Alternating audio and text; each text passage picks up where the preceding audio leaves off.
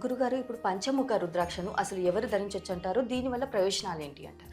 పంచముఖ రుద్రాక్ష వలన ఏమి ప్రయోజనము అంటే, మామూలుగా మీకు జరగాల్సినటువంటి పని, ఎప్పటి నుంచో కానటువంటి పని ఏదైతే ఉందో ఆ పని కోసము ఇది జరగాలి అనేటువంటి దాని వలన ఒక కార్యము మీద నిమగ్నమై ఇది నాకు జరిగే తీరాలి అనేటువంటి దీనితో పంచముఖ రుద్రాక్ష అనేటువంటిది వేసుకొని గనక మనము ఇంట్లో పూజ చేసుకుంటున్నాము అంటే తప్పకుండా ఆ కార్యము జయప్రదముగా జరుగుతుంది అనేటువంటిది ఉన్నది.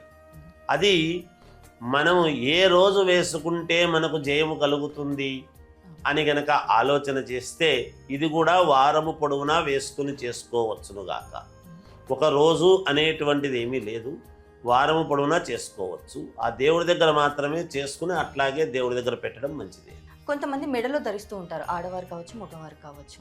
ఇది ఒంటి మీద ఉండొచ్చు అంటారు. మెడలో వేసుకునేటువంటి వాళ్లకు నేను చెబుతున్నాను కదమ్మా, ఇక్కడ విషయం ఏమిటి అంటే రుద్రాక్షలు మెడలో వేసుకోవడము తప్పు కాదు, వేసుకోవచ్చును. అయితే ఆడవాళ్ళు అయితే నెలసరి అనేటువంటిది ఆగిపోయిన తర్వాత వేసుకునేటువంటివి, ముందు వేసుకోవటానికి లేదు రుద్రాక్షలను.